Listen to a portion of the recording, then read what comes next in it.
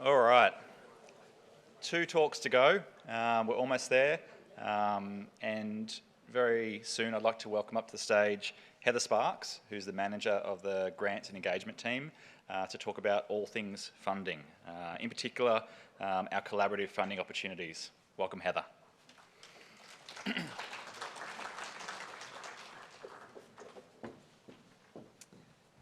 Alrighty. Well, second last talk of the day, and what an amazing set of presentations we've had so far. So hang in there, we only have myself and Dave to go. I'm Heather Sparks. I manage the team that does several of the Geological Survey of Queensland's funding initiatives. And today I'm going to give you a quick overview of some of the funding programs that the Geological Survey of Queensland has on offer. But to start, I'm going to set the scene to where we're at today. We know that without a prosperous, active, and vibrant mineral exploration industry, there is no future discoveries. And it's with the discoveries of copper and other base metals and minerals that keep the sector alive and feed the downstream industries, some of which are becoming more and more important as the world decarbonizes. So what's the current state of play? I recently saw a presentation by Richard from Minix Consulting, and I thought he had some really great statistics I wanted to share with you, as I think it paints a pretty interesting picture. The colored stacked bars represent the number of discoveries made from different regions over time. Australia is represented in the dark blue at the bottom there. We can see that from 1975 to 2022, discoveries have undulated over time. But the recent global trend is that the number of discoveries is declining. Australia, down there in the dark blue, makes up about 18% of all of the global discoveries from the 2012 peak to 2021. So just a closer look at Australia specifically, it shows that domestically, Australian companies are finding deposits in Australia. And from that 2012 period to 2021, a total of 134 new deposits were found in Australia. And of that, 119 of these were discovered by local companies. That makes only 15 of the discoveries being found by foreign companies. This is great news. It shows that Australian companies are making domestic discoveries. So what is happening in Queensland? And who is doing the exploration? This map is a really neat snapshot as it shows that small companies are doing the majority of exploration in Queensland. So almost 90% of the EPMs are held by junior companies, with just less than 10% of the EPMs held by major companies, and only 3% held by mid-tier companies. This distribution of tenure by market capital is just a wash of purple. I mean, a lot of ground is being explored by companies that don't have a lot of money. And this is why I love funding initiatives like the Collaborative Exploration Initiative and other funding opportunities the Queensland government is offering, because it is a way for the government to help these companies financially. Currently, Queensland has 1,996 issued exploration permits, with 653 companies holding these permits, and with just under 250 companies having submitted applications, with the largest holder being Rio Tinto. The bar graph shows a trend from June 2021 to June 2023 for the number of granted EPMs in blue and the number of applications for EPMs that are coming into the department as orange.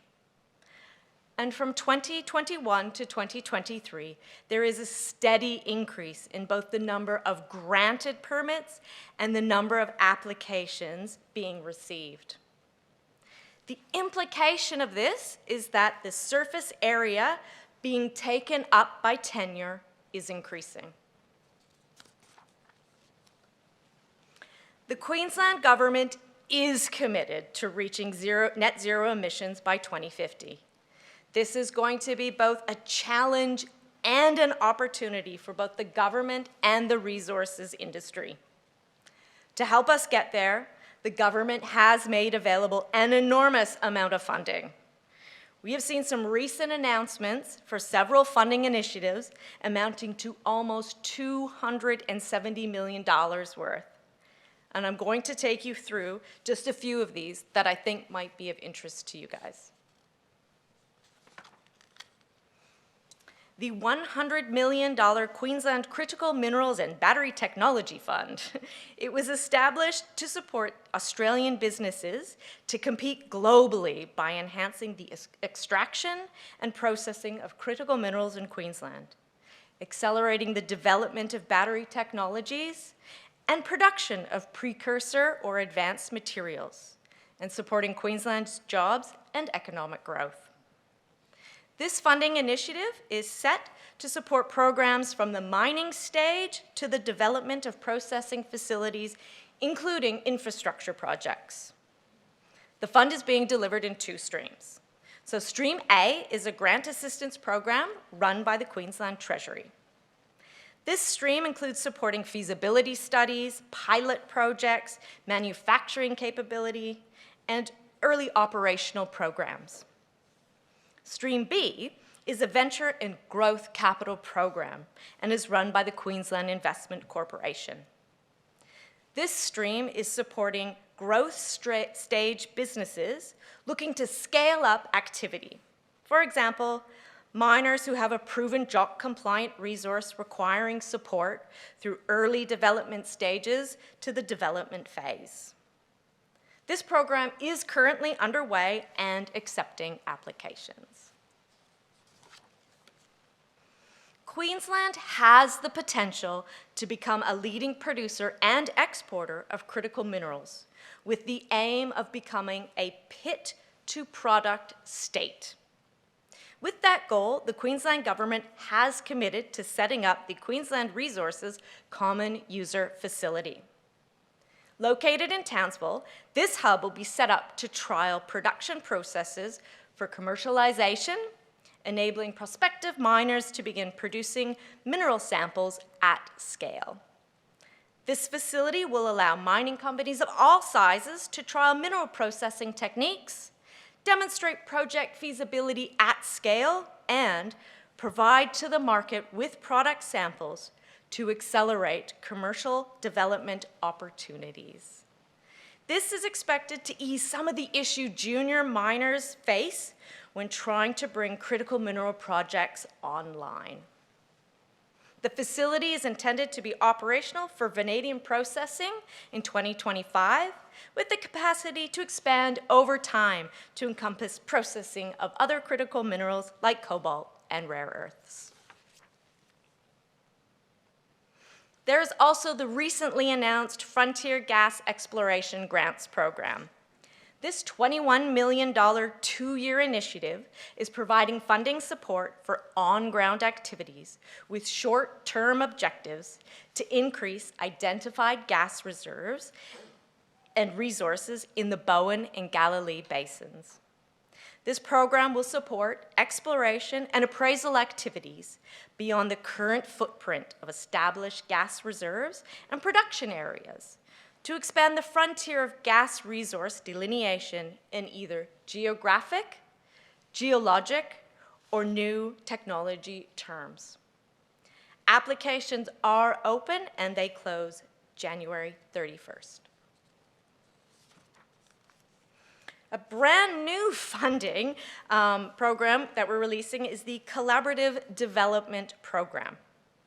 This program will offer merit-based funding for innovative secondary prospectivity and metallurgic projects aimed at extracting critical minerals from waste or known resources. China currently provides 95% of all rare earths to the globe, and this isn't sustainable.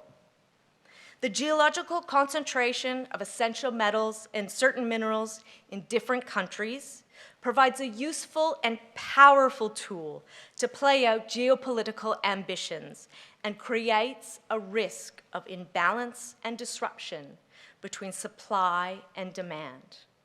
Therefore, we must diversify the supply chain.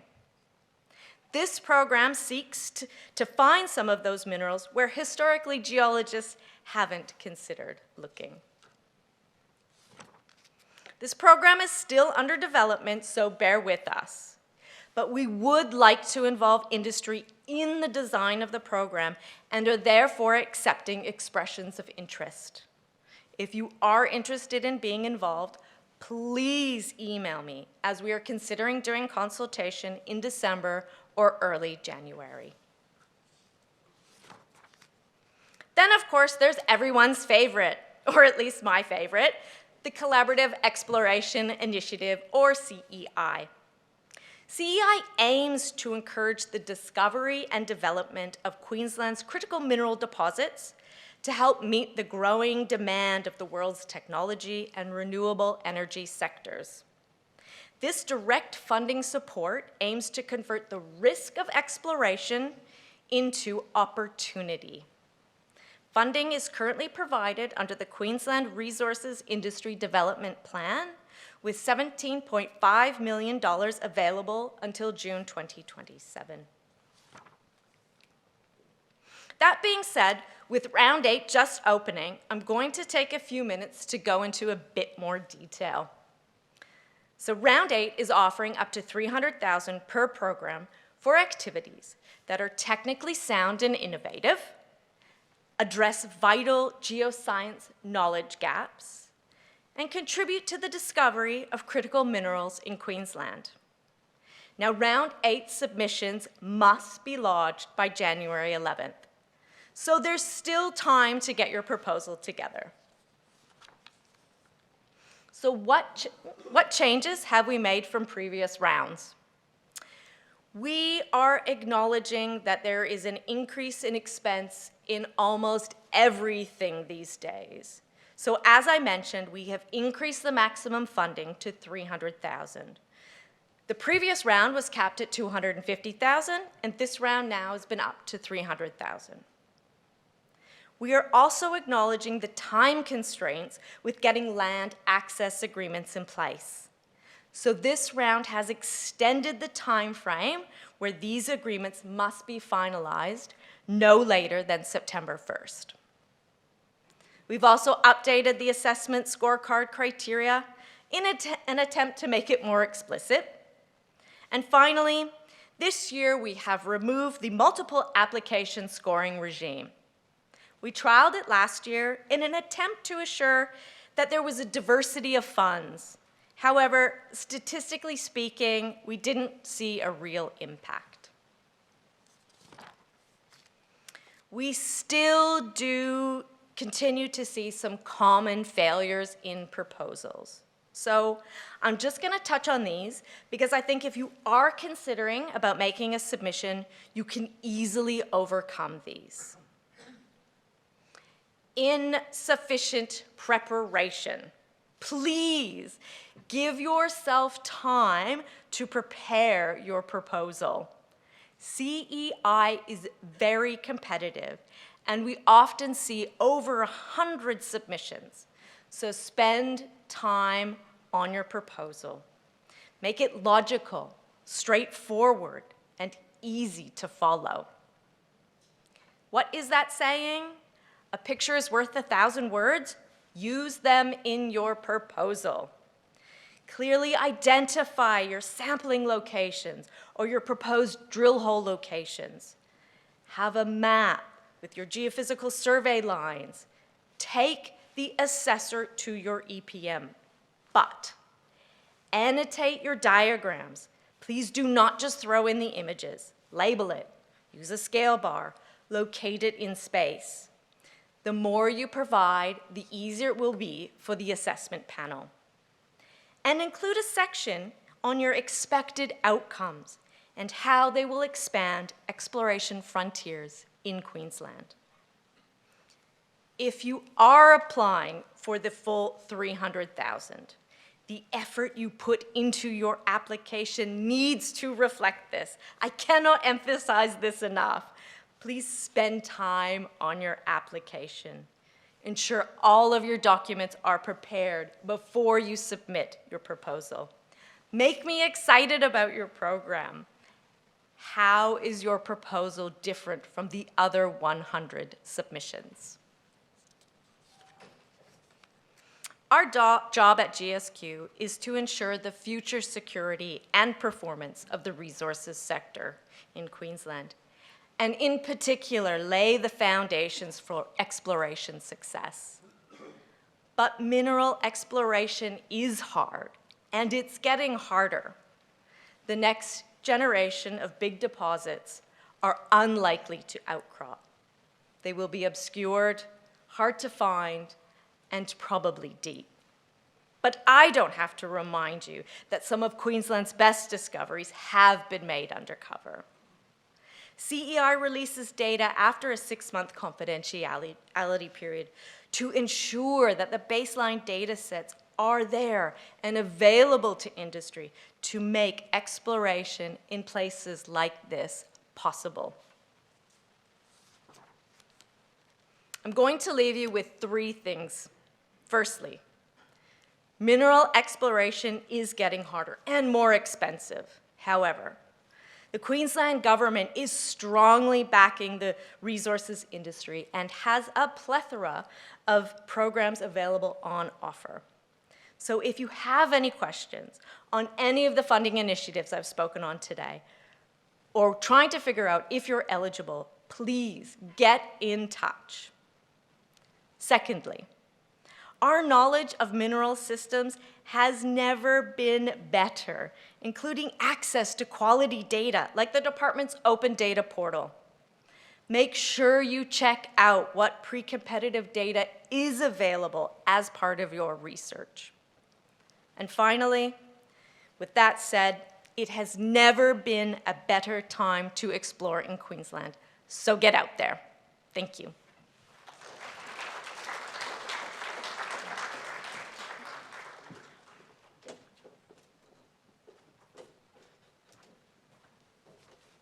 Thanks very much, Heather, and it's fantastic to see the enthusiasm Heather brings to this role, and to reiterate the point, please let us know if you need any further information. We'd love to hear from you and continue to support the mineral exploration industry. Last cab off the rank is Dave Purdy. Dave will be giving a talk. Apologies. Come on up, Dave. Sorry, it's been a big day. Sorry.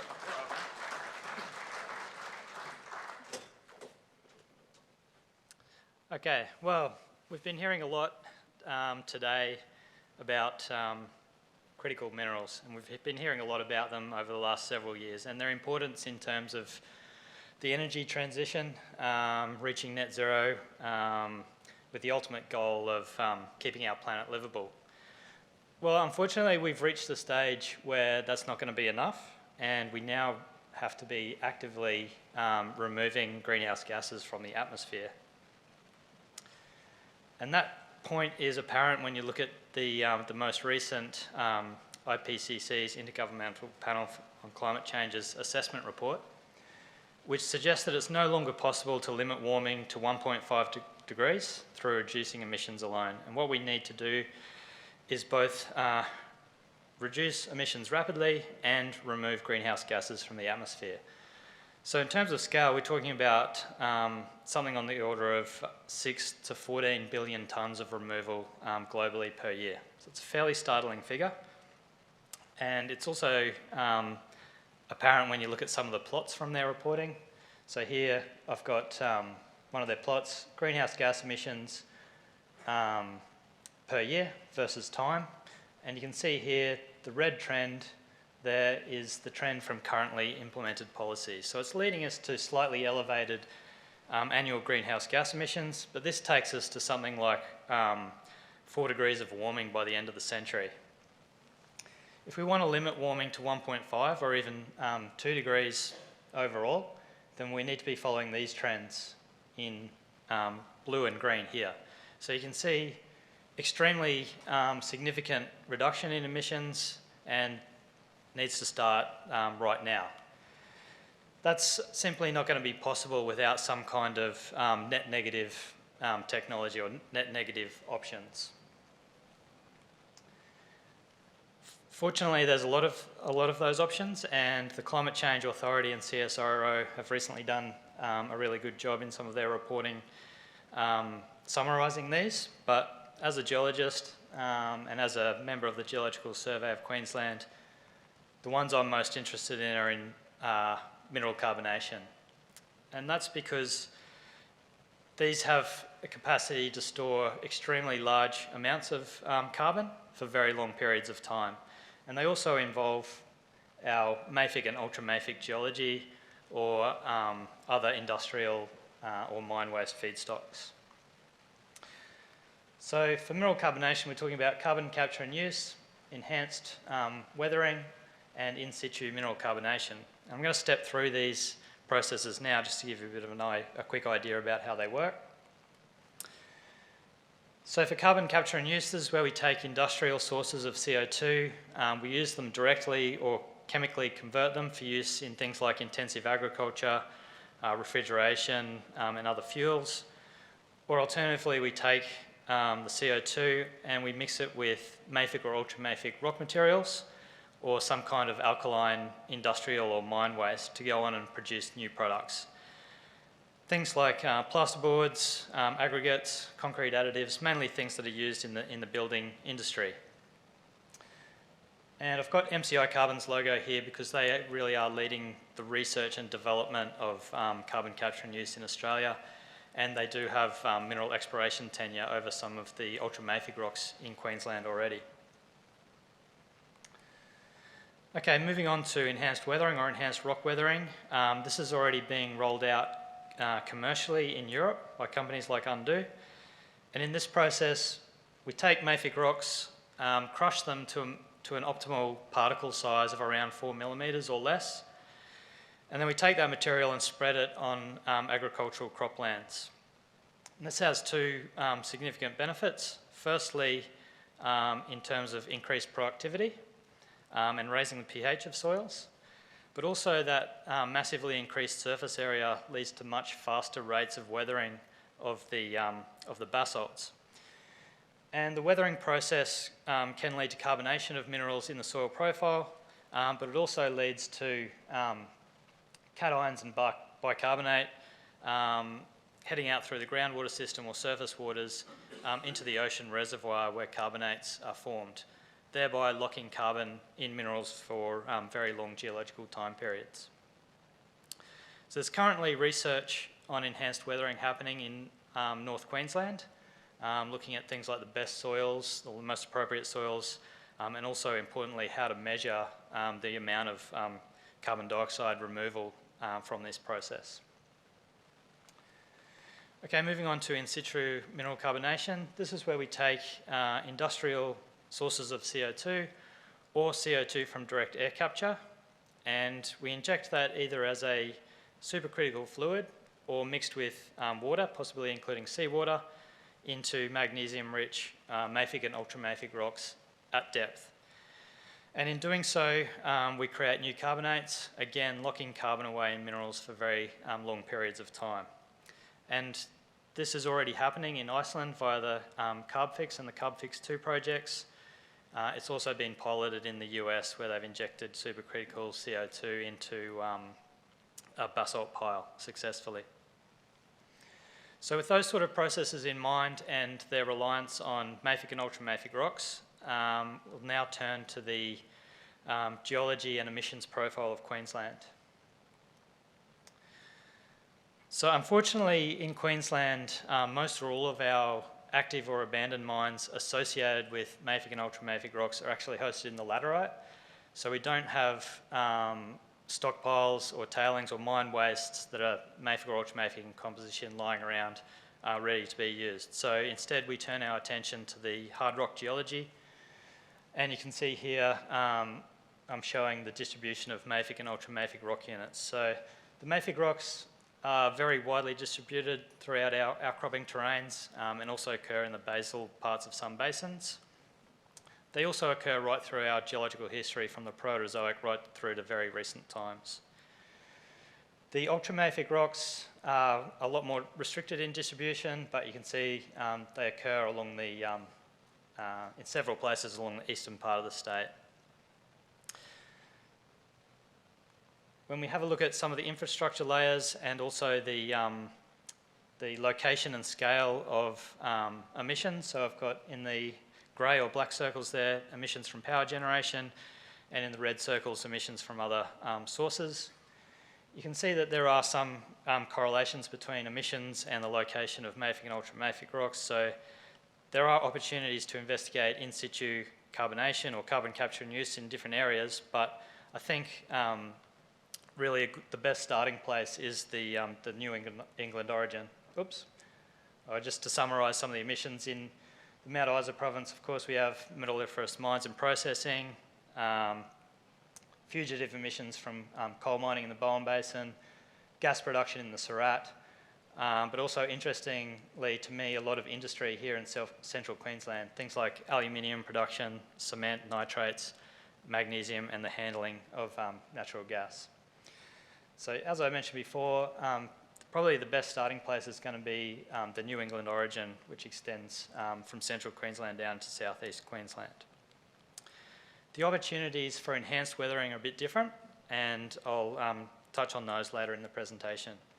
But now I'll just talk briefly more about the mafic and ultramafic geology of the New England origin. So the New England origin is developed in Eastern Australia through multiple phases of advancing and retreating subduction. And this has left us with several narrow belts of moderately dipping, mafic to intermediate, arc or basin-related volcanics, like, for example, along the margin of the Bowen Basin. It's also left us with some accreted island arc material in places, but most of these stratigraphic units are basaltic to andesitic in composition. They're altered, most of them are calc-alkaline. They're not particularly olivine-rich or magnesium-rich, and those are the sorts of rocks that we really need to be looking at for mineral carbonation.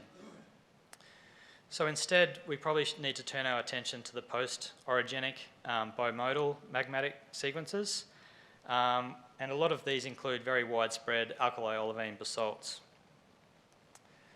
Another option might be some of the small layered mafic intrusions that we have studded throughout the New England origin.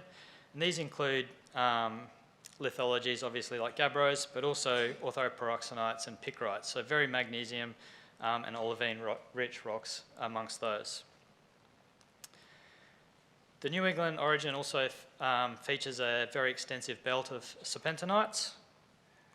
You can see that here on this map, snakes its way up through New South Wales and extends right up into central Queensland. Fortunately, we're about to learn a lot more about these rocks because we're involved in a successfully funded ARC linkage grant involving the organisations you can see on the slide here.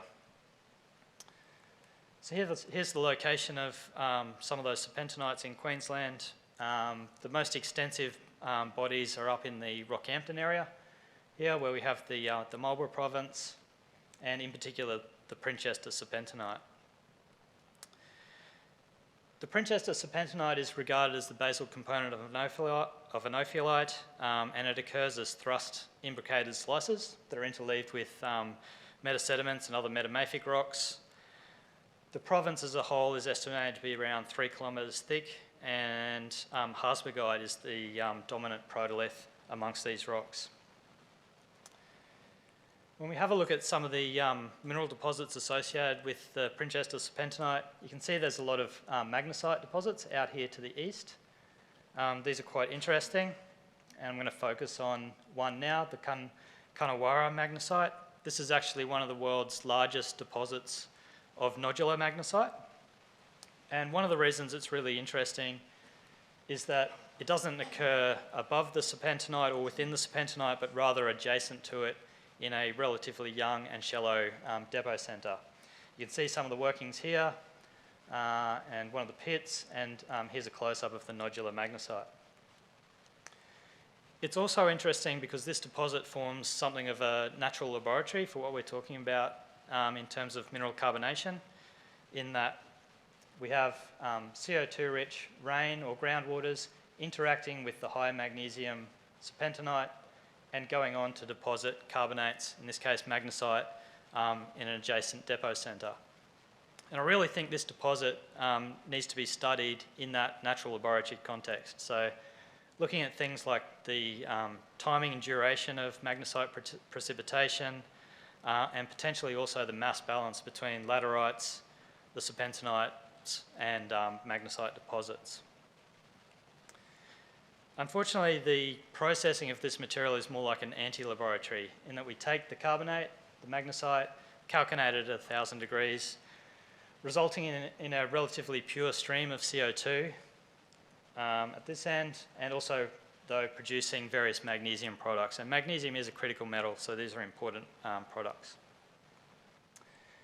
Okay, quickly, touching on the Cenozoic basalts now, because these, I think, are very important for enhanced weathering, which has huge scope in Queensland.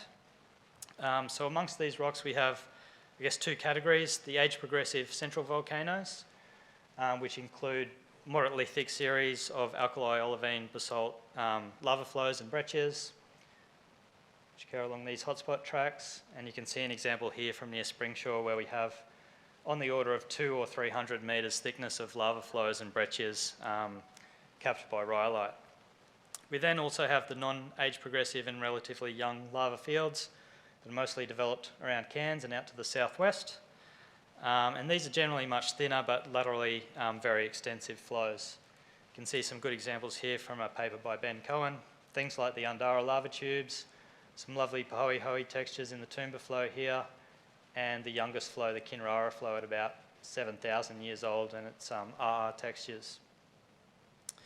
So talking about enhanced weathering a bit more, when we plot up the location of our active basalt quarries, you can see there's a really good correlation between those and the Cenozoic basalts. So we're actively using these materials now for things like road base and aggregates, but there's huge scope to extend that for use in enhanced weathering.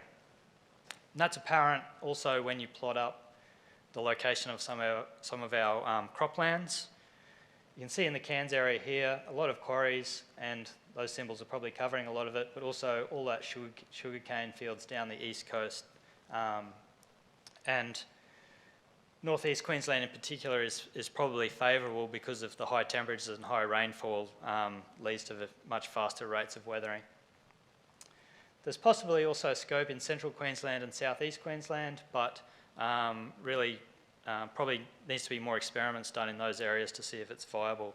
But if it is, you can see how big the scope is for using things like the main range volcanics over some of these broadacre cropping lands. Okay, to finish up quickly, what can we do as a government, as a geological survey? Well, of course, there's policy is probably the most important thing, policy and regulation. But if you're impatient like me, then you look to what geoscience can do in terms of setting the scene for research and development. So for enhanced weathering, we're looking at things like the characterisation of existing basalt quarry stocks in terms of their geochemistry, mineralogy, some of the geotechnical parameters like crushability, their weathering capacity, potentially even funding trials in different areas. For mineral carbonation, we're probably looking more to the ultramafic rocks. The surface mapping and structure could definitely do with improvement. We need to know the distribution of different protoliths within those bodies and the degree of serpentinization. We need new, more detailed geophysics to model the three-dimensional geometry of these bodies to really get a better idea of the capacity for mineral carbonation. Porosity and permeability are very important, as are geochemistry, mineralogy, and reactivity. And we need to get moving on these things as soon as possible. Thanks a lot.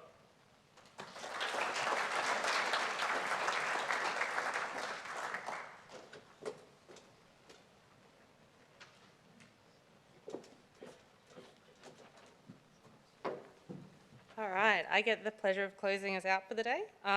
Firstly, I want to thank all the presenters who have given up time to prepare these presentations. As amazed how many people are still in the room, so obviously the content of these presentations is being very well received. So thank you to all the presenters, all the poster authors. There's been a huge amount of engagement outside with those posters, and all of the attendees. If we were here talking to an empty room, it wouldn't be much point. So thank you to everyone who's come along, particularly those who have travelled any distance to be here today. I want to thank the BCEC staff for hosting us, and some of our unsung GSQ heroes who are sitting in the background helping with things like timekeeping and registration and all those things that make the day run smoothly. So thank you to the people who have done that. We are going to be annoying you with a survey soon. I really hope that you take the chance to fill that survey in. It'll ask for some feedback on today, but it's also an opportunity for you to provide some information to us as we go into our next funding cycle. So we'll be asking for input on the sorts of projects that you might be interested in seeing the government do. So please do take the time to fill in those surveys, think about how we can support industry and provide that information through to us. I can promise you I'll read them all and we'll consider them in our forward bids for funding. We have a couple of upcoming events. We've got the Australian Mineware Symposium that we're co-hosting with the University of Queensland in February, expanding out on all of the wonderful work being done in the secondary prospectivity space. And then towards July and August next year, we will have a technical workshop for industry in one of our regions. I suspect it's going to be Mount Isa, but that's still to be confirmed. So targeting, you know, as we come to the end of all our funding packages, there's going to be huge volumes of data and information released. So it'll be a really good opportunity for people to come along and interact with us and see what's available that's new and exciting. The only thing else that I would say is the people who are going to the AMEC event, thank you for staying for the end of our program before going to the drinks hosted by AMEC. That is actually downstairs at the Charming Squire, so anyone going along to that, I will see you down there for a beer very soon. But I wanted to say thank you for everyone, and we are done. We all get to go to the pub.